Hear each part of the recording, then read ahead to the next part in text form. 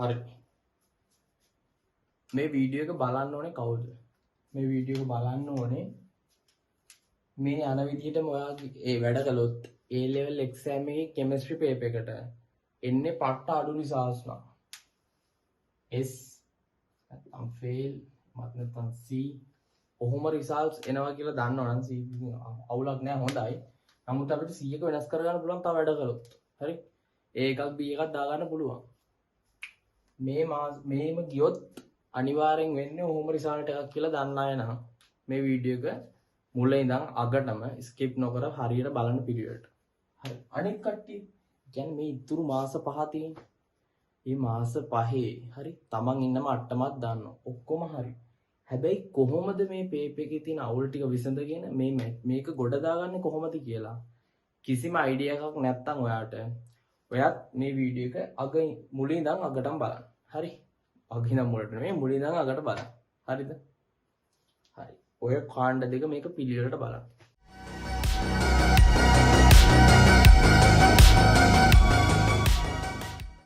හරි. ඔයා මුලින්ම දැනගන්න ඕනේ පේපර් එක ලෑස්ති වෙනවා නම් ඔයා පේපර් එකේ view එක දැනගන්න ඕනේ. පේපර් එකේ view එක මෙහෙමයි. හරි.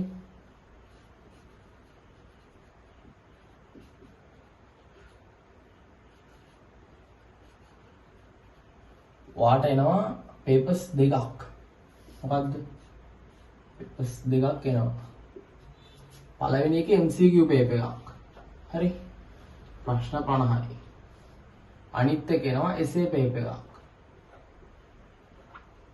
සහ structured essay එකකුත් එනවා. හරි. මෙතන ප්‍රශ්න 6ක් තියෙනවා. මෙතන ප්‍රශ්න 4ක් තියෙනවා. හරිද? කියන්නේ මේක මෙහෙම හැදේ. part B part C. හරි. මෙහෙම තමයි paper එකේ view එක. අපි MCQ එක පොඩ්ඩක් තියලා මෙන්න මේක ගැන කතා කරමුකෝ. question number 1.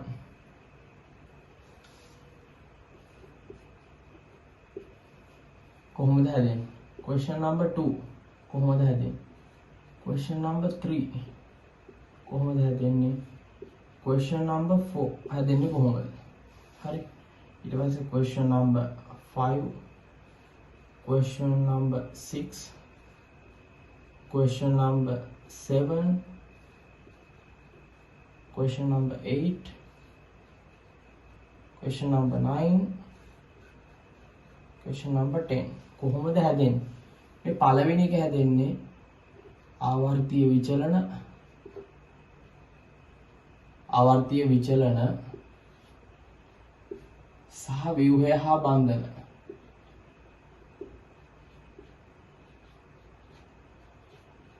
හරි. දෙවෙනි එක හැදෙන්නේ ඉනෝගනික් වලින්. තුන්වෙනි එක හැදෙන්නේ වායු නියම එන්තැල්පි චාලක රසායනය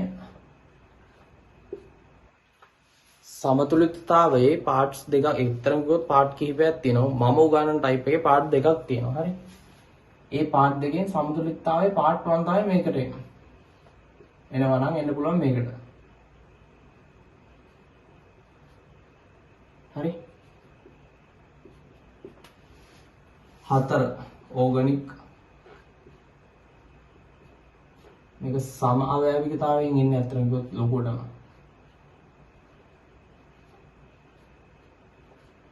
හරි.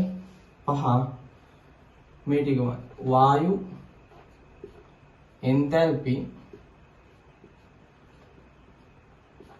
චාලක සමතුලිතතාවය part 1.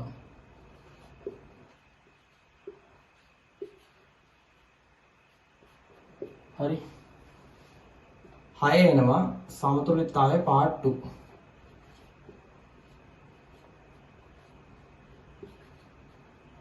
part 2. 7 එනවා විද්‍යුත් රසායනය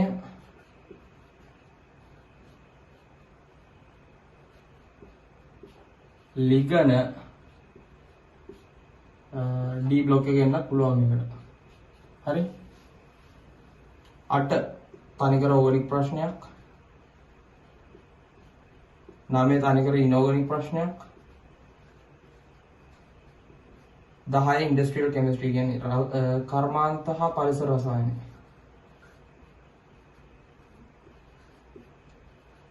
පරිසර රසායන.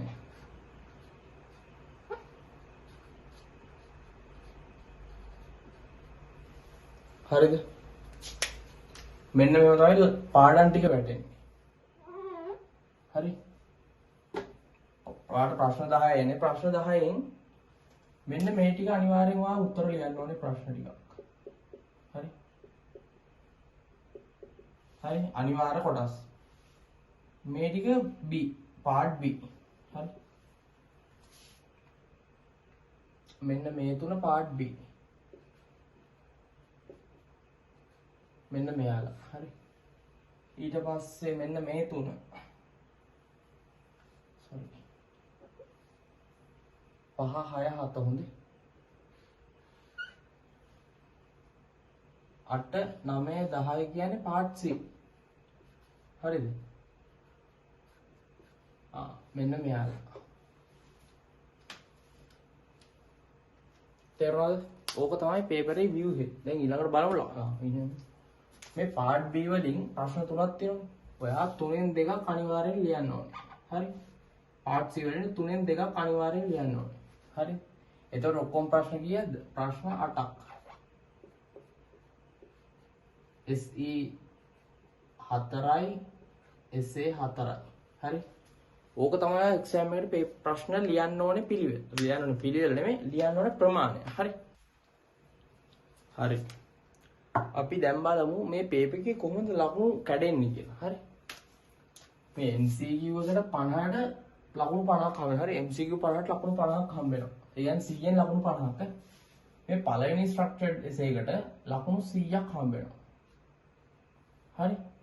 දෙවෙනි එකටත් ලකුණු 100ක් හම්බ වෙනවා. තුන්වෙනි එකටත් ලකුණු 100ක් හම්බ වෙනවා. හතරවෙනි එකටත් ලකුණු 100ක් හම්බ වෙනවා. පස්වෙනි ප්‍රශ්නයට ලකුණු 150ක් හම්බ වෙනවා. මේ එසේ හැම ප්‍රශ්නයකටම ලකුණු 150 බැගින් හම්බ වෙනවා. හරිද?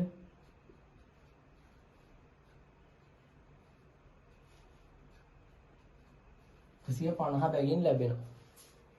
හරි. අපි ප්‍රැක්ටිකල් වෙන්නත් ඕනේ. මොකද ඒ ස්ට්‍රෙස් එක යටතේ අපිට 150 150ම ගන්න පුළුවන් කියලා ගැරන්ටි කරන්න බෑ. හරි. අපි මේ 100න් 100ම ගන්න පුළුවන් කියලා කියන්නේ. හැබැයි අපිට 90ක් ගන්න ලියන්න පුළුවන්. හරි. මේ සාමාන්‍ය තුන්වෙනි ප්‍රශ්න තමයි ලකුණු වැඩිපුරම අඩු වෙන ප්‍රශ්න. අපි ඒකටත් 90ක් තියන්න તો අපි නිකන් සාමාන්‍ය ළමයෙක් ලියනවා කියලා 70ක් තියෙනවා. හරි. අනිත් ප්‍රශ්නට 90යි. මේ හැම ප්‍රශ්නයකටම ඔයාලා ලියන්න ප්‍රශ්න 4යි. හරි. එසේ ප්‍රශ්න 4යි. 4න් ඔයා මොන ප්‍රශ්නේ ලිව්වත් ගන්න 100. අපි මේ පස්සේ ප්‍රශ්න ගත්තා කියලා. ඔයා මේකට 150 නේ ඔයාට 120ක් ගත හැකියි. මේක ලිව්වත් ඔයා 120 ගන්න. ඔයා මේක ලිව්වත් 120 ගාවට ලකුණු එන්නේ. හරි. අපි හිතමුකෝ එහෙමයි කියලා. හරි. දැන් එහෙම කිව්වට දැන් මේ ඕගනික් වලට එහෙම 150ම ගන්න පුළුවන්. හරි. ඉනෝගනිකුත් එහෙමයි. හරි. අපි බලමු නිකන් සාමාන්‍ය ළමයෙක් ඉදිරියට 120 ගන්න තියෙනවා. දැන් බලමු ලකුණු කොහොමද කියලා. එක්ක මේකෙන් අනිවාර්යෙන් 4න් A4ට එනවා 480ක්. හරි. 120 4ක්. ඊට පස්සේ එනවා 93ක් 270යි. ඊට පස්සේ එනවා 70ක්. හරි. ওই ටික ඔක්කොම එකතු කරාට පස්සේ එනවා 820ක් කියලා. 820ක් ආයේ ලකුණු 1000කින්. ඔක 100ට කන්වර්ට් කරන්න 20ෙන් බෙදනවා. එතකොට එනවා ලකුණු 41ක් කියලා 50. අතාරින්නකො 10 41 අපි හිතමු 40යි කියලා. 50න් 40යි. ඔයා MCQ 35 ප්ලස් ගහගත්තොත් ඔයාට අනිවාර්යයෙන්ම A1 පන්නලා. හරි. තේරුණාද? ඒතකොට මේක කරන්න බැරි කේස් එකක් නැහැ. හරි. මේ වැඩේ කරන්න පුළුවන්. හැබැයි ඉතින් හරි පිළිවෙලකට වැඩ ටික කරන්න ඕනේ. මම දැන් ඊළඟට වැඩ පිළිවෙල කියන්න. ලකුණු වැදෙන්නේ මෙහෙමයි. හරි. ලකුණු කැඩෙන්නේ පේපරේ view එකේ තියෙන මේ විදිහට. හරි. අපි ඊළඟට බලමු මොකද්ද දැන් රිවිෂන් එකේ ප්ලෑන් එක කියලා. හරි. රිවිෂන් එකට මොනවද දැන් process එකක් තියෙන්න එපා. මම ඒක ඊළඟට කියන්නම්. හරි. දැන් ලකුණු එන ක්‍රමය දැනගත්තානේ. හරි. අපේ මේ රිවිෂන් එකේ ටාගට් එක තියෙන්නේ හැකි ඉක්මනින් ළඟ දින පාවිච්චි කරලා පාඩම් කවර් කරගන්න ඕනේ. හැබැයි මේ කවර් කරගන්න පාඩම් වලින් අපිට කෙලිම ප්‍රශ්න වලට උත්තර ලියා ගන්න පුළුවන් වෙන්න ඕනේ. තේරුණාද?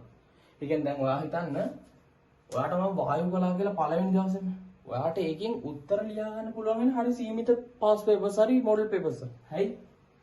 මේ පස්වෙනි ප්‍රශ්නේ හැමදාම වායු අහන්නේ නැහැ. එන්තැල්පි වලිනුත් අහනවා, චාලක වලිනුත් අහනවා. තේරුණාද? එහෙම ගැටලු ඒකින් අදහස් වෙන්නේ අපි මේ ප්‍රශ්න කරන්නේ නැහැ කියලා. අපි මේ පාඩම් මුළු සිලබස් එකේම A to Z උගන්වනවා. හරි? හැබැයි මේකේ ටාගට් එක වෙන්නේ ඊට වැඩිය ලේසියෙන්. හරි? මේක හොඳට කල්පනා කරලා හදලා තියෙන්නේ.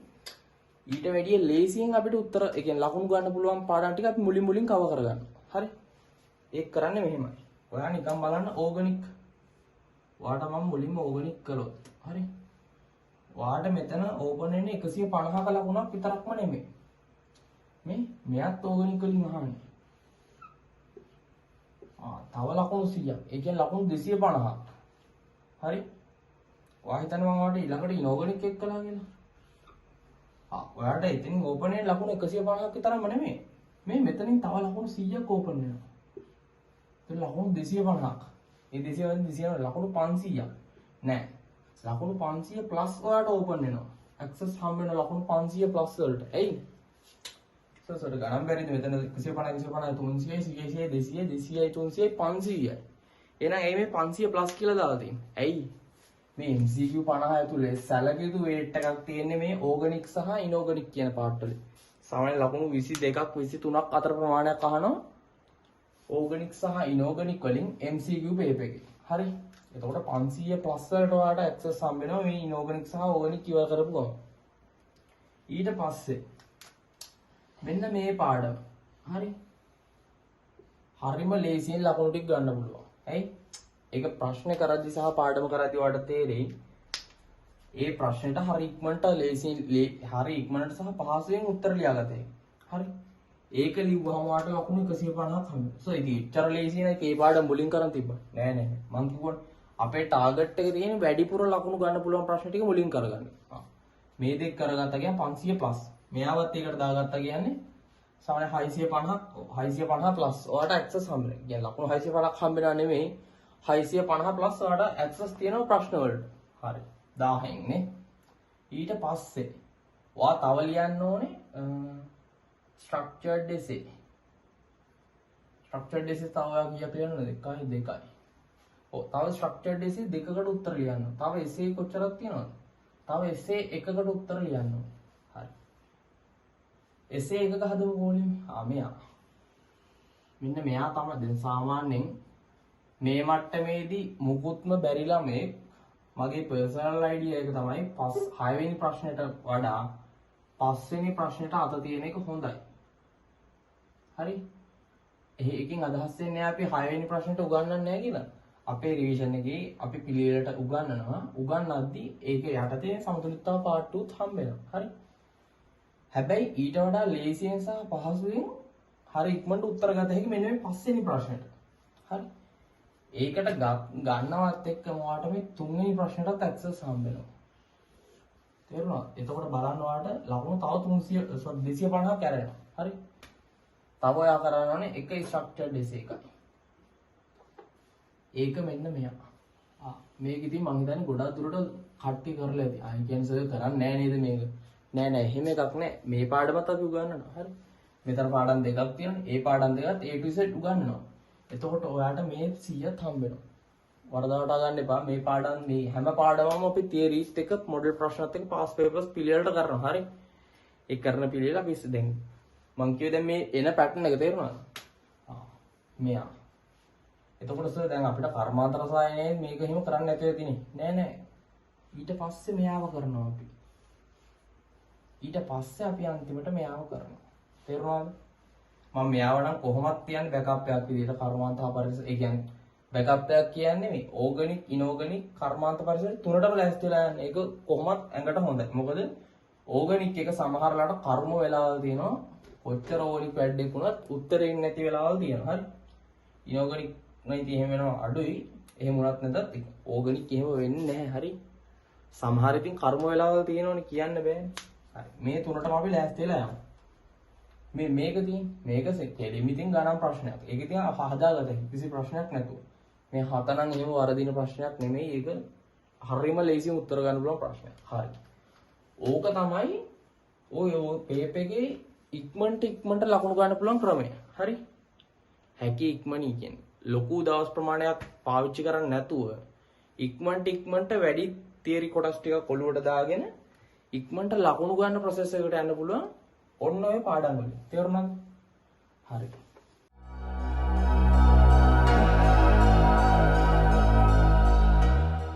දැන් මොකද්ද රිවිෂන් එකේ ප්ලෑන් එක? හරි. රිවිෂන් එකේ වැඩ කරන විදිය මොකක්ද? හරි.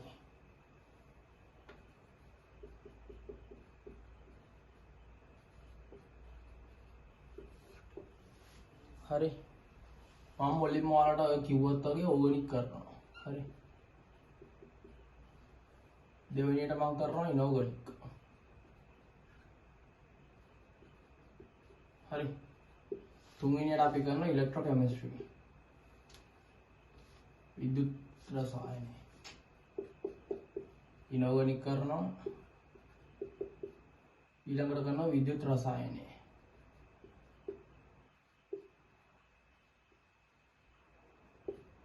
ලිගන කොටසත් මේකටම තමයි උගන්වන්නේ. හරි. හතරවෙනියට අපි උගන්වනවා වායු. පස්වෙනියට අපි උගන්වනවා එන්තැල්පි. හයවෙනියට අපි උගන්වනවා චාලක රසායන. හත්වෙනියට මොනවද අපි උගන්වන්නේ? අපි හත්වෙනියට උගන්වන සමතුලිතතාවය පාර්ට් 1.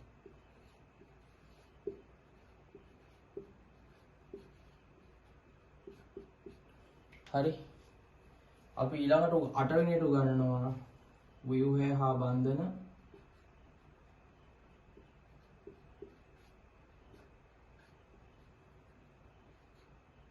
පරමාණුක ව්‍යුහය. හරි. මෙන්න මේ දවස් වෙද්දී හරි. මේ දවස් වෙද්දී ඔයාට පුළුවන් essay 4යි structured essay 4යි උත්තර ලියත හැකියි. හරි. ඔන්න අපි ඔය පේපර් එකකට ඔය බය නැති කෙනෙක් වඩ පත් කරන්න යන්නේ කොහොමද? අපි 10 වෙනිට උගන්වනවා කර්මාන්ත හා පරිසර රසායන.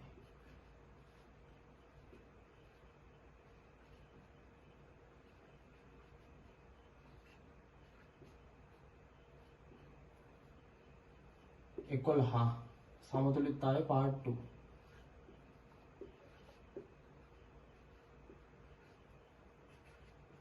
තේරුණාද?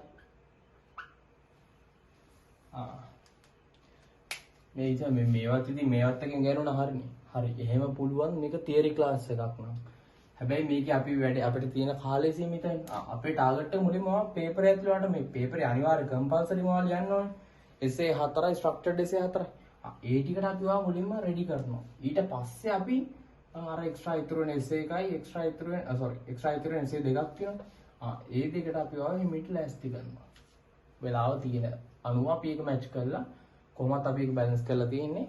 ඒ විදිහට ඔයාව ඉතුරු මේ essay දෙකකට ලෑස්ති කරනවා. මුලින්ම හැබැයි ඔයාව මුලින්ම පේපර් එකට ලියවන්න සූදානම් කරනවා. ඊට පස්සේ තමයි මේ දෙක ලියවන්නේ. හරි. හරි. ඔන්න ඕක තමයි රිවිෂන් එකේ අපේ මේ පාඩම් තියරි ප්‍රශ්න අනම්මන ඔක්කොම කරන්නේ. දැන් කවුරු හරි හිතනද දන්නේ මේකේ මේ ප්‍රශ්න විතරයි කරන්නේ කියලා. නෑ. මේකේ තියරි plus questions හරි. එතකොට මේ ප්‍රශ්න වලින් දැස තියරි ගන්න නෑ. එහෙමත් නෑ. සාමාන්‍ය තියරි පන්තියක කරන විදිය තියෙන. සාමාන්‍ය තියරි පන්තියක අපි ගොඩාක් දේවල් කියලා දෙනවා. එක්සෑම් එකට අවශ්‍ය නැති ඒවාත් සමහර වෙලාවට කියලා දෙනවා. එහෙම නැතුව එක්සෑම් එකට අත්‍යවශ්‍ය සහ අවශ්‍ය සියලුම තියරි කාරණා සමග පාස් පේපර්ස් ප්‍රශ්නයි මොඩල් ප්‍රශ්නයි ඔක්කොම හොඳට කම්බයින් කරලා හදපු ප්‍රශ්නත් එක්ක තමයි අපි මේ පාඩම් ඔක්කොම කරන්නේ. බය නැතුව මේ තියරි ඔක්කොම A to Z උගන්වනවා. ඔයාලා බය නැතුව ක්ලාස් එකට එන්න. හරි. ඕක තමයි ප්ලෑන් එක. හරි. දැන් මේ අවුරුදු එකමාරකට ආසන්න කාලයක් ඇතුළත කරගන්න බැරි වෙච්ච වැඩක් මාස 5කින් කොහොමද කරන්නේ වගේ ප්‍රශ්නයක් එන්න පුළුවන්. අතිශය සාධාරණයි වගේ ප්‍රශ්නයක් එන්නේ. හරි. හරි. මාස එකමාරක් කියන්නේ අවුරුදු එකමාරක් කියන්නේ කොච්චරද මාස 18ක් නේ. මාස 18ක්. මාස 18ක් කියන්නේ සාමාන්‍යයෙන් ක්ලාස් ගියා නම් 18 4ක් කියන්නේ මාසෙට දවස් 4න් ක්ලාස් ගියවලා 18යි 36යි 72යි. හරි. ඕක ආසන්න වශයෙන් 70ක් කියමු. හරි. දැන් එහෙනම් ওই දවස් 70 කවර් කරගන්නේ පැනේ කොහොමද? අපි ඒකට කරන්නේ මෙහෙමයි. දවස් 3ක් අපි රිවිෂන් ක්ලාස් එක කරනවා. හරි. රිවිෂන් දවස් 3ක් කරනවා. සතියට මාසෙට නෑ. සතියකට දවස් 3ක්. එතකොට මන්ත්ලි දවස් 12ක්. එතකොට මාස 5 ඇතුලේ 60ක් කරනවා. හරි. ඔය 60 ෆුල් ස්ට්‍රෙන්ත් එකෙන් වැඩි කරනවා. හරි. මේ දවස් 60 අපි ලස්සනට එක ප්ලෑන් කරලා තියෙන දවස් 60 කොහොමද වැඩි ටික වෙන්නේ කියලා. මේ දවස් 60 ඇතුළේම රිවිෂන් එක සුපිරියටම යනවා. පාස් පේපර්ස් මොඩල් ප්‍රශ්න ටෙක් එකතු කරලා සම්පූර්ණ තියරි ඔහොම ලස්සනට හදපු ප්ලෑන් එකක් යනවා රිවිෂන් එකට. දවස් 60යි කරන් ක්ලාස් එක. දවස් 60 කියන්නේ සතියකට දවස් 3යි. හරි. එතකොට දැන් ප්‍රශ්නයක් එනවා නේද? මොකද්ද? ඔච්චර දවස් කරන්න වෙලාව කොහෙද කියලා, ඔච්චර ක්ලාස් කරන්න වෙලාවක් තියනවද කියලා ප්‍රශ්නයක් එනවා නේද? හරි.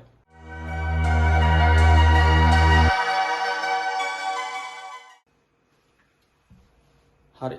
මම දැන් කියන්නම් ක්ලාස් කරන ටයිම් ටේබල් එක. හරි. ටයිම් ටේබල් එක තියෙන්නේ මෙහෙමයි. ක්ලාස් ඇත්තටම ගෲප් 3ක් තියෙනවා. හරි. මම මුලින්ම ගෲප් 1 එකේ ඩීටේල්ස් කියන්නම්කෝ. ගෲප් 1 එකේ ඩේ 1 එක තියෙනවා. හරි. ඩේ 1 එක තියෙන්නේ ටියුස්ඩේ. උදේ 7 ඉඳන් උදේ 11 වෙනකම්. හරි. එයාලගේ ඩේ 2 එක තියෙනවා. තර්ස්ඩේ.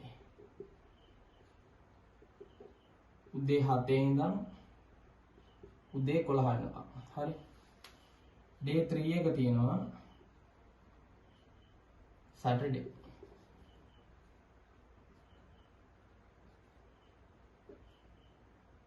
උදේ 7 ඉඳන් උදේ 11 වෙනකම්. හරිද? හරි. ඔයා හිතන්න ඔයාට ඔය උදේ 7 කියන වෙලාව වලට එන්න බෑ එක්ක ඉස්කෝලේට මොනවා හරි ප්‍රශ්නයක් කියලා. හරි. ඔයාට අපි දෙනවා තව ඔප්ෂන් එකක්. ගෲප් 2 කියලා එකක්. ගෲප් 2 එකේ ඩේ 1 තියෙනවා. ඒක ටියුස්ඩේම තමයි තියෙන්නේ. හැබැයි තියෙන්නේ හවස 12 දවල් 12 ඉඳන් හවස 4 වෙනකම්. එයාලට ඩේ 2 එක තියෙනවා. තියෙන්නේ තර්ස්ඩේම තමයි. හැබැයි හවස 12 ඉඳන් නැත්නම් දවල් 12 ඉඳන් හවස 4 වෙනකම් පුළුවන් ලියන්න. ලියන්න නෙමෙයි ක්ලාස් එක තියෙනවා. හරි. ඩේ 3 එයාලට පුළුවන් සැටර්ඩේම තමයි දවස. සැටර්ඩේ දවල් 12 ඉඳන් හවස 4 වෙනකම් පුළුවන් ලියන්න. ලියන්න නෙමෙයි ක්ලාස් එකට එන්න. හරි. ගෲප් 3 එක ඔයා හිතන්න ඔයාට මේ ගෲප් 2 එකේ තියෙන ටයිම් ටේබල් එක තවුල් කියලා. ඔයා එහෙනම් ගෲප් 3 එක බලන්න ඔයාට පුළුවන්ද කියලා. ගෲප් 3 එකේ ඩේ 1 එක තියෙනවා. ඒත් ඔය වෙලාව දවසම තමයි ටයිම් එක වෙනස්. වෙලා දවස තියෙන්නේ ටියුස්ඩේම තමයි. ටයිම් එක තියෙන්නේ හවස 5 ඉඳන් රෑ 9 වෙනකම්. හරි. ඩේ 2 එක තියෙනවා. තියෙන්නේ තර්ස්ඩේම තමයි. හැබැයි හවස 5 ඉඳන් රෑ 9 වෙනකම් ක්ලාස් එක තියෙනවා. හරි. ඩේ 3 එක තියෙනවා. තියෙන්නේ සැටර්ඩේම තමයි ක්ලාස් එක තියෙන්නේ. හැබැයි හවස 5 ඉඳන් රෑ 9 වෙනකම්ම ක්ලාස් එක තියෙනවා. හරි. ගෲප් 1 ගෲප් 2 ගෲප් 3 ඔය දවස් තුනෙන් ඔය ගෲප් තුනෙන් ඕනම එකකට ඔයාලට සම්බන්ධ වෙන්න පුළුවන්. හරිද?